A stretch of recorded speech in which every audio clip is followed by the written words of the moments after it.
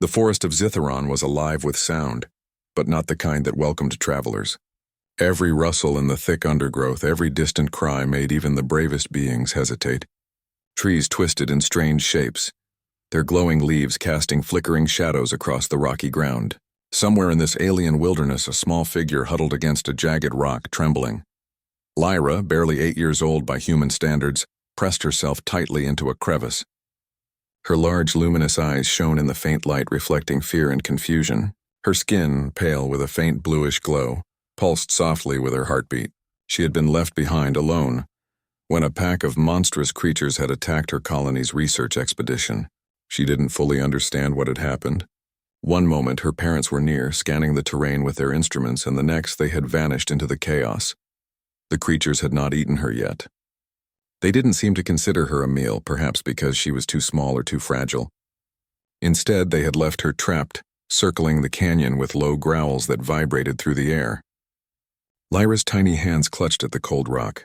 She whispered a name she barely knew how to pronounce. Mama. Papa. Her voice was barely audible, lost among the low rumble of the forest. Hours passed. Hunger and exhaustion began to weigh heavily on her. Her stomach ached, her throat was dry, and her body shivered from both fear and the cold of the night. She dared not move. The monsters were everywhere, their movements shadowy and unpredictable. Lyra's tears fell freely, mixing with the dust on her cheeks. I don't want to die here, she whispered, her voice shaking. Meanwhile, on the other side of the forest, a human hovercraft moved silently between the trees. Captain Ethan Voss, a seasoned human explorer, scanned the forest floor through the hovercraft's sensors. He had seen many strange worlds in his time, but Zitharon had a particular intensity. The forest wasn't just dangerous, it was alive in a way that felt almost sentient, as if it watched those who dared to walk beneath its twisted canopy. Ethan's team had been sent to explore the planet for potential colonization and scientific research. Their mission was to study the flora, fauna, and any signs of intelligent life. The sensors picked up unusual biosigns, small irregular signals that didn't match any creature they had cataloged. They were faint, scattered, and almost drowned out by the presence of larger, more dangerous predators. Ethan leaned forward in his seat, eyes narrowing. Do you see that? He asked, pointing at the monitor. His voice carried calm authority, but there was a note of curiosity. Those readings, they're alive. Something small, maybe stranded. Let's check it out. The hovercraft moved carefully through the forest, avoiding large predators and natural traps. Ethan's heart beat faster as the signals grew stronger. He didn't know exactly what he would find, but a part of him felt drawn to it. Humans had always been explorers, and he believed that saving a life, no matter how alien, was worth the risk. After several tense minutes, the source of the signals became visible. A tiny figure sat frozen among the rocks. At first, Ethan thought it might be a young animal. But as he approached, he saw the glow in its eyes and the unmistakable shape of a humanoid form. The child's cries were soft but persistent, cutting through the forest's oppressive silence. Ethan exited the hovercraft carefully, scanning the area for predators. He saw a pack of monstrous creatures moving in the shadows, their eyes reflecting faint red light. They were enormous, with jagged claws and segmented bodies that seemed built for hunting. Ethan's pulse quickened. He could not allow the girl to remain in danger. Using a combination of clever distraction and his knowledge of the terrain, Ethan set a trap. He triggered small holographic decoys that projected moving shapes and noises, drawing the monsters away from the crevice where Lyra hid. It was risky. If he failed, both of them could be killed, but he had no choice. He took a deep breath and sprinted toward the girl, staying low behind the rocks. Lyra froze as she saw the human approaching. She had never seen a being like him before. His skin was pale, his eyes smaller than hers, and his movements deliberate and careful. Fear flared in her chest. "Stay back," she cried, although her voice was small and weak. Ethan knelt down slowly, keeping his hands visible. He spoke in the universal human way of showing calm. "I'm not going to hurt you. You're safe now," he said softly, even though he wasn't sure she could understand. He offered her water, holding it out carefully. Lyra stared at him, suspicion evident in her eyes. She could sense that he was different from the monsters outside, but trusting him was not easy. Hunger and thirst finally overcame her fear, and she hesitantly reached for the water. Ethan smiled gently, allowing her the time she needed. As night fell, Ethan realized they needed a safe place. The forest was even more dangerous under the faint glow of Zitharon's twin moons. He erected a small energy shield around them, creating a secure perimeter. The monsters prowled outside, their growls echoing through the canyon, but none dared to enter the human shield. Lyra, sitting close to Ethan, began to relax slightly. Her breathing slowed and her trembling eased. She studied him with curiosity, her alien mind trying to understand this strange being. Ethan glanced at her glowing eyes and realized she was not only intelligent, but also sensitive to emotions. Her glow brightened slightly with trust, dimmed with fear. As the night deepened, Lyra accidentally touched a small device that had been hidden in her satchel. It was part of her parents' research equipment.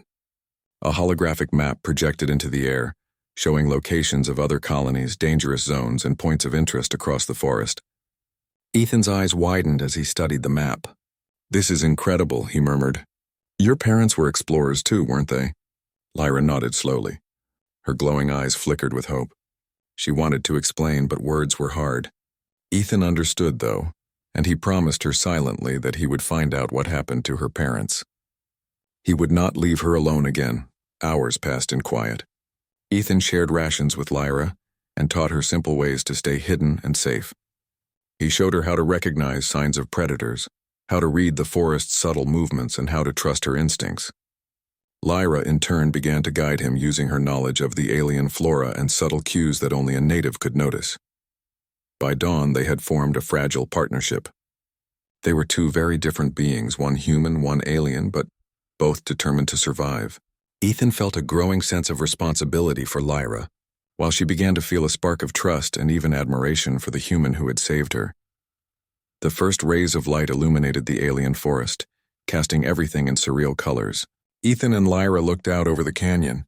Monsters lurked in the shadows, but for the first time, Lyra did not feel completely helpless. She had someone with her who understood courage, someone who could protect her, and Ethan knew that their journey had only begun. The holographic map flickered again, reminding them that this planet held more mysteries than either of them could have imagined. There were other colonies to find, perhaps even her parents. There were dangers, certainly, but also hope.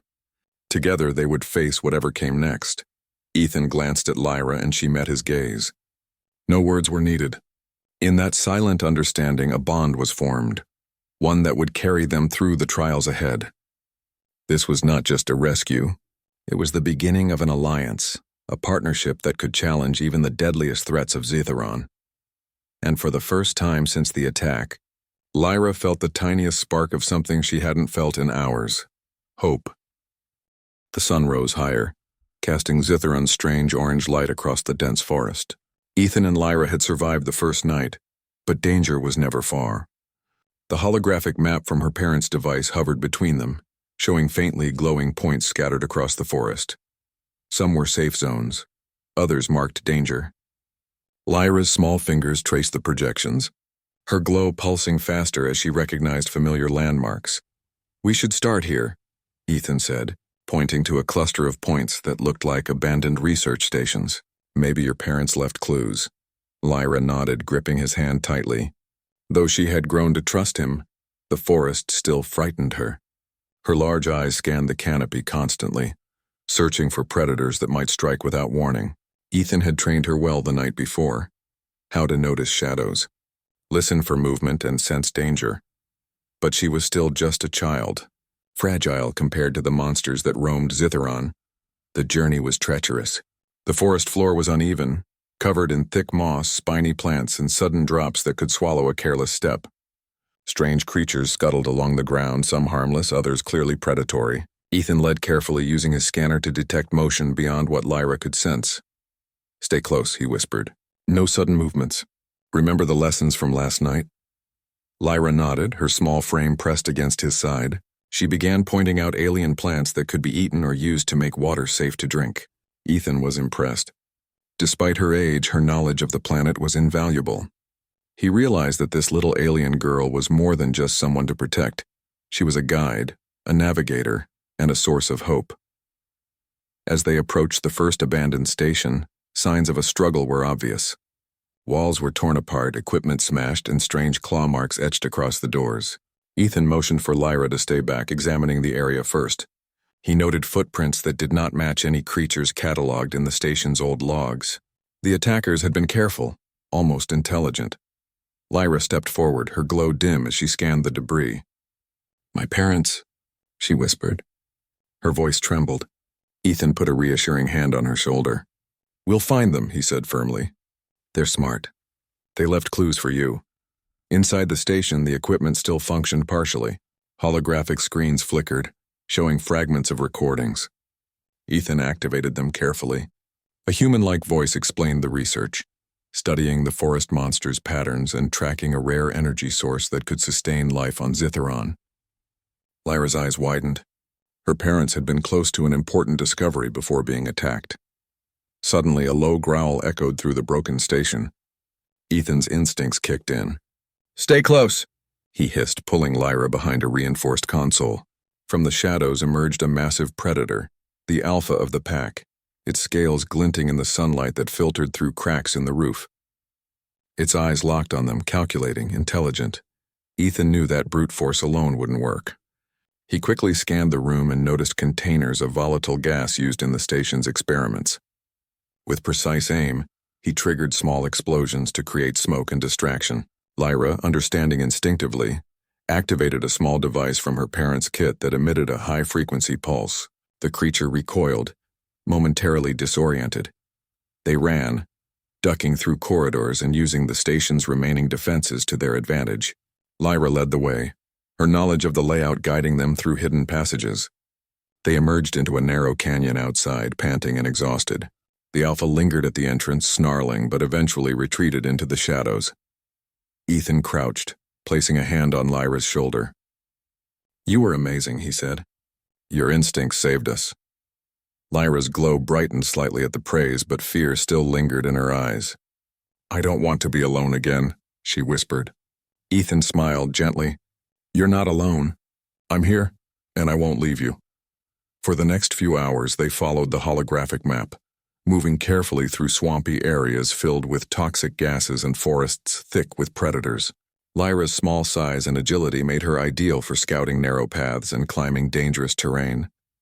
Ethan relied on her guidance, and in return, he taught her more about human tools and strategies, how to make simple traps, signal for help, and read patterns in creature behavior. During a brief rest by a glowing stream, Lyra accidentally activated another part of the device. A small hologram projected a message from her parents. Their recording showed them trapped in a hidden enclosure guarded by monsters. They had left instructions, indicating that anyone finding Lyra should follow the energy traces left behind to reach them. The message ended with a plea. "Protect Lyra at all costs. She is the key to the research and our safety." Ethan's jaw tightened. "We have to find them." "We're close." Lyra nodded, determination replacing some of her fear. For the first time, she didn't cry or shake, she was focused.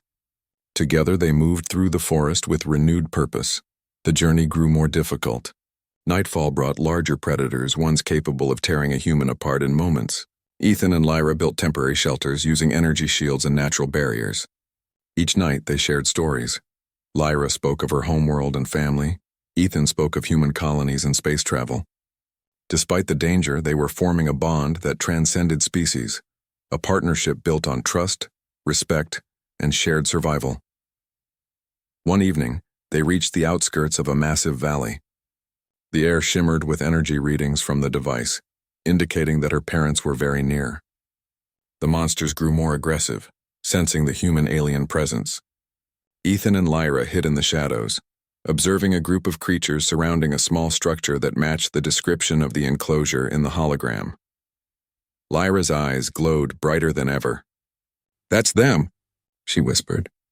Ethan nodded. He formulated a plan. They couldn't fight the monsters head-on. It would be suicide. Using the knowledge gained from her parents' research, Lyra activated a pulse generator hidden nearby. The pulse emitted a frequency the monsters found unbearable, forcing them to scatter temporarily. They moved quickly, slipping into the enclosure.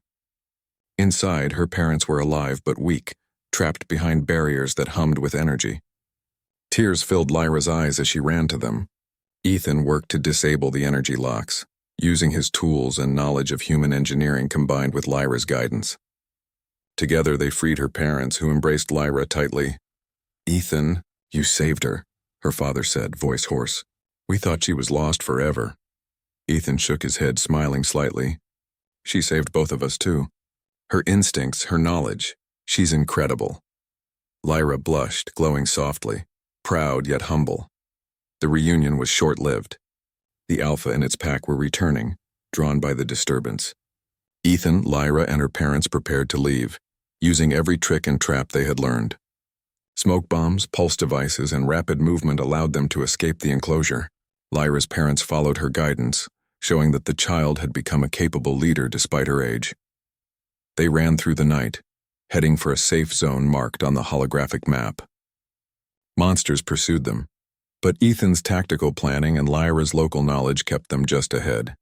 Finally, at dawn, they reached a hidden plateau surrounded by thick mist and energy barriers, the first real safe zone. Lyra's parents embraced her again, overwhelmed with relief. Ethan looked at the child, now standing tall despite exhaustion. She had endured fear, hunger, and danger, yet she had survived and helped save her family. Her courage, intelligence, and trust in a human had made all the difference. Ethan smiled, feeling a profound sense of accomplishment. Humanity had proven itself once more, not through force alone, but through courage, intelligence, and compassion. A human could navigate alien worlds, protect the vulnerable, and form bonds that transcended species. Lyra looked up at him, glowing faintly in the morning light. "Thank you," she said, her voice soft but full of meaning. Ethan nodded. "We're a team now. We'll face whatever comes next together." The forest of Zitharon was still dangerous, filled with unknown creatures and untold secrets. But for the first time, Lyra felt hope. She had survived the night among monsters, found her family, and discovered that humans, strangers at first, could be friends, protectors, and allies. As the family and Ethan prepared to move toward the next stage of their journey, the planet seemed less hostile. Together, they would explore its mysteries, uncover hidden civilizations, and face challenges that none of them could imagine. Lyra would no longer be left to cry among monsters. She had found her protector, her human friend, and a path forward in a world that once seemed determined to destroy her. And so, the journey continued, one human, one little alien girl, and her parents, venturing into the unknown with courage, intelligence, and hope, lighting their way through the dangerous, beautiful, and mysterious world of Zitharon,